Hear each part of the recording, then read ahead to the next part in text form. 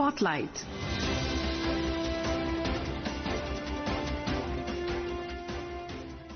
This is Akashvani. In the program Spotlight, we now bring you a discussion on Janjatiya Gaurav Diwas, commemorating 150th birth anniversary of Bhagwan Birsa Munda. The participants are Prasad, senior journalist, and Sarabjeet Kaur, anchor. Hello listeners, and welcome to yet another edition of Spotlight. On 15th November, the country celebrates Janjatiya Gaurav Diwas, and this year it is coinciding with 150th birth anniversary of Bhagwan Birsa Munda. Bhagwan Birsa Munda was not just a freedom fighter. He was a reformer who challenged social injustices, a visionary who protected the forests, land and identity of his people, and a spiritual leader who united thousands through faith, resilience and hope.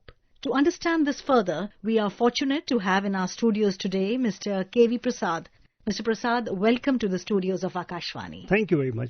Mr. Prasad, to begin the discussion on this, how has the introduction of Janjatiya Gaurav Diwas helped in enhancing awareness and respect for tribal heritage? Well, it's a fact that around 2021, the government of India decided that we should celebrate the day in memory of course, Bhagwan Birsa Munda, who was, as you described, was a tribal leader, a person who changed the life of tribals in the region in he was, and also a freedom fighter, and is revered as a Bhagwan. So that being the case, the whole idea is India being a welfare state, India being an inclusive state, a state it wants all communities and people to work together. The tribal community in particular has a very distinct identity, and each one of them want to retain that inherent identity, and that's very important for any nation to protect. At the same time, the challenges before all administrations is how to bring them into the mainstream of development and give them the facilities which you and I want to have for a modern life. So without disturbing the traditional, and a day like this brings back into focus the lives and times of the tribals, their tribal leaders, their lifestyle, the way of living, and how that can be assimilated without disturbing the basic structures that they have. So taking cue from what you just said, that without, disturbing the basic structure, their different identity, how do tribal communities maintain this, thin line of balance between tradition and modernity? Well, that's a challenge, I guess, equally for them, because they see development all around. They have to live in this modern world, but at the same time, they have a traditional hand-me-downs, knowledge, culture, arts, literature, lifestyle, everything, their traditions, and each tribe has a distinct tradition. So that's, as I said, it's also for them. And most of them live in close relation with nature. Their lives have evolved around nature. And so they have a very natural understanding of how nature behaves and how they are friendly towards it. In a world where people talk of exploitation and other culture, theirs is a traditional knowledge which needs protection too, and also learn from that. So I think it's complementary and supplementary. Mr. Prasad, you mentioned some very, very pertinent terms like welfare state, inclusive society, close relationship with nature. We'll come back to all of them. But first, let's hear what today the Prime Minister had to say in Gujarat, participating or rather speaking at the Janjatiya Gaurav Diwas celebrations in Dediapada. And Prime Minister Narendra Modi paid rich tributes to Bhagwan Birsa Munda. Let's hear what the Prime Minister had to say. आज भगवान बिरसा मुंडा की 150वीं जयंती के इस भव्य आयोजन के साथ हम भारत पर्व की पूर्णता के साक्षी बन रहे हैं। मैं इस पावन अवसर पर भगवान बिरसा मुंडा को प्रणाम करता हूं। आज यहां देश के विकास और जनजातीय कल्याण से जुड़े कई प्रोजेक्ट का लोकार्पण और शिलान्यास हुआ। पीएम जनमन और अन्य योजनाओं के तहत यहां 1 लाख परिवारों को पक्के घर दिए गए हैं। बड़ी संख्या में एकलव्य मॉडल स्कूलों और आश्रम स्कूलों का लोकार्पण एवं शिलान्यास किया गया। For the benefit of our listeners, Mr. Prasad, if you could let us know what major initiatives has the government taken to empower tribal communities in the recent years? Well, always the focus has been on making sure that the three basic things, food, clothing and shelter, and added to that is education and health. These are very important. All of us know that, for a society to grow and move forward on the path of development, the society has to move forward on these lines. So the schemes that have been formulated over the years are tailored to cater to these things. At the same time, as I mentioned, you realize that in certain pockets there are challenges in terms of identity, there are challenges in terms of terrain, there are challenges in terms of the livelihood. So the scheme cannot be one size fits all. So while you have a larger scheme which talks of a welfare and growth, state governments do have that facility to where they can actually make sure that the tribal community in the region where they're being addressed are tweaked according to the requirements of the local needs. So that being one. There's several things, but as I said, two straight up, if you ask me, education. Because no society can call itself developed if its people still remain uneducated or unlettered. So that has been the focus, to push your education levels. And one of the schemes that the Government of India has launched is the Eklavya Model Schools. By the very name, you understand it reflects the tribal, the Indian mythological character who reflects it. And the whole idea is to teach and empower tribal children to come to these schools and prepare them for the life in a modern world, while at the same time making sure their traditional aspects are not steamed over. Number two, of course, health remains the other priority, because malnutrition goes with it. Malnutrition is an issue not just with the tribals, but other communities too. But tribal communities more so, because their accessibility to modern medicine, their accessibility to modern ways of looking or closer to towns and cities, is they're a little further away. So those are issues that the government focuses on and takes it forward. So Prasad, can I say that today policy making has become more inclusive and sensitive to tribal needs? Well, of course, and that's the advantage is, as a country, policies were there. But the question is, as you start implementing, the administrations do realize the challenges that are coming before it. As I said, there cannot be a homogeneous policy. The policy has to be an overarching policy which talks of these factors. But when you actually roll them down into particular areas, for instance, what is applicable in the northeast of India where there are tribal communities, and within the tribal communities they have different practices, they have different food habits, they have different ways of they dress themselves. So all these have to be taken care of, while the larger picture needs to be kept in mind. Or if you move away from the northeast of India to, say, central India, to the Chota Nagpur area, to the Bengal, to Bihar, to Jharkhand or Andhra, Karnataka, where tribal communities do exist. So governments have implemented.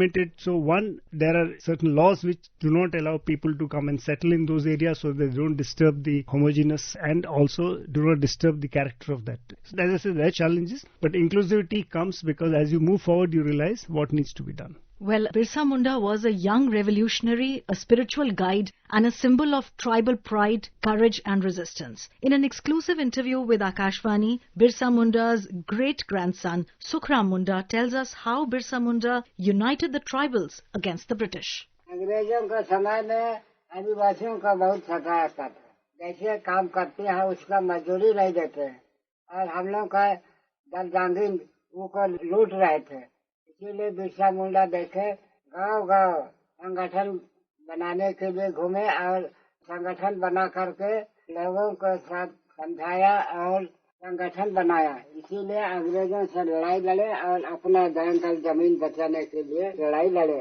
जैसे डोंबारी पहाड़ में लड़े, बहुत लोग, महिला पुरुष बहुत मारे गए। बिरसा मुंडा देश के लिए बहुत लड़ाई लड़े, आदिवासियों को बचाने के लिए, दरजांगी जमीन को बचाने के लिए अंग्रेजों से लड़ाई लड़े।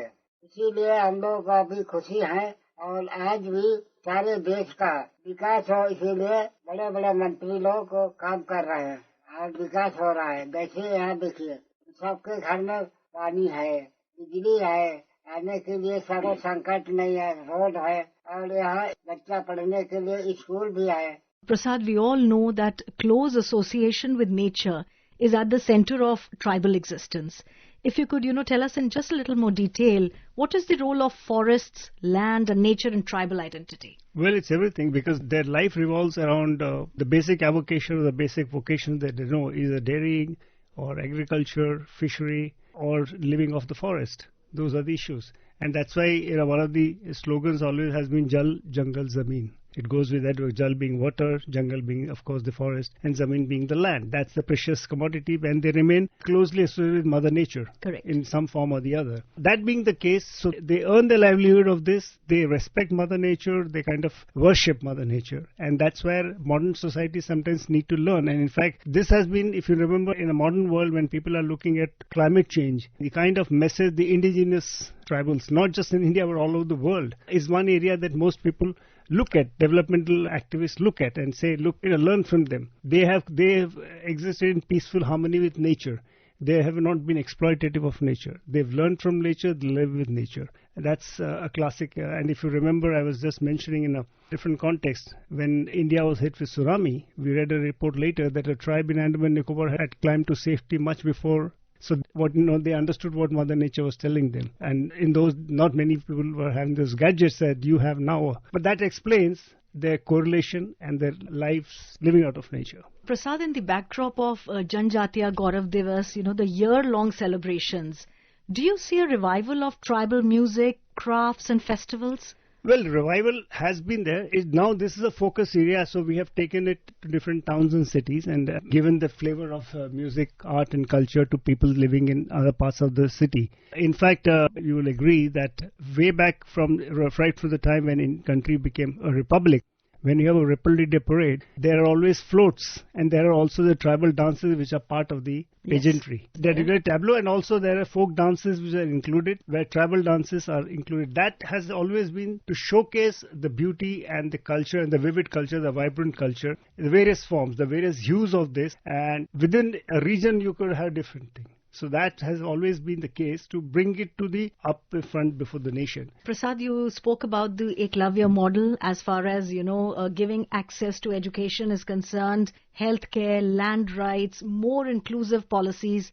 Nevertheless, what are the challenges still faced by tribal communities? Well, I think schemes are always there. The government is welfare oriented, but rolling them out, making sure the people are aware of their rights, people are aware of the policies the government has made for them. The last mile delivery, as it is known in most cases, obviously this is a challenge before all administrations. And of course, now with modern technology, it's much easier to keep tabs. You need dedicated task force, the Anganwadis and all doing their job, the Asha workers going to these people, making sure that health records are in place, making sure that education records are in place. Prasad, if you could let us know, what are the special initiatives that are being taken towards healthcare as far as the tribal communities are concerned? Well, as you know, Sarabjeet, there are many issues, challenges before health. Of course, I said malnutrition being one. You have to address that. You also make sure the immunization schemes are in place. The other challenge, of course, has been a much wider, is the sickle cell anemia, which afflicts this tribal population to a large extent. And in fact, at the speech today at the Birsa Munda celebration, the Prime Minister did mention that the government has done some 6 crore people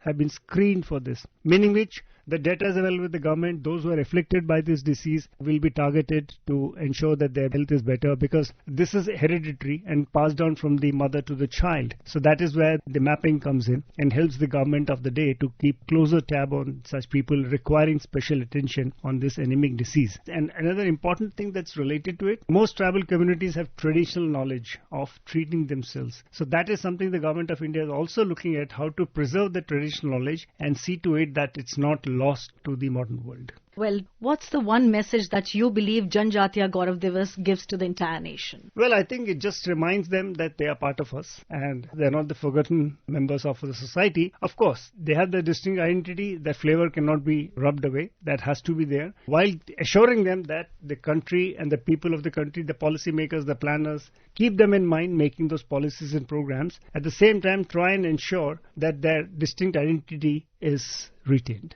As we reflect on the life and legacy of Bhagwan Birsa Munda, especially in the year of his 150th birth anniversary, we are reminded that Birsa Munda's struggle is not just history. It is a guide for modern India to value indigenous wisdom, to protect our natural resources, and to ensure dignity and justice for tribal communities. Today, on the occasion of Janjatiya Gaurav Divas, as India celebrates the 150th birth anniversary of Bhagwan Birsa Munda, we are not just remembering a hero, we are reaffirming a promise. A promise to build a nation where every community lives with dignity, every culture is respected, and every citizen has a voice. Mr. Prasad, thank you very much for sparing your valuable time and joining us in the studios of Akashvani. Thank you very much. You were listening to a discussion on Janjatiya Gaurav Divas, commemorating 150th birth anniversary of Bhagwan Birsa Munda. The participants were K.V. Prasad, senior journalist, and Sarabjeet Kaur, anchor.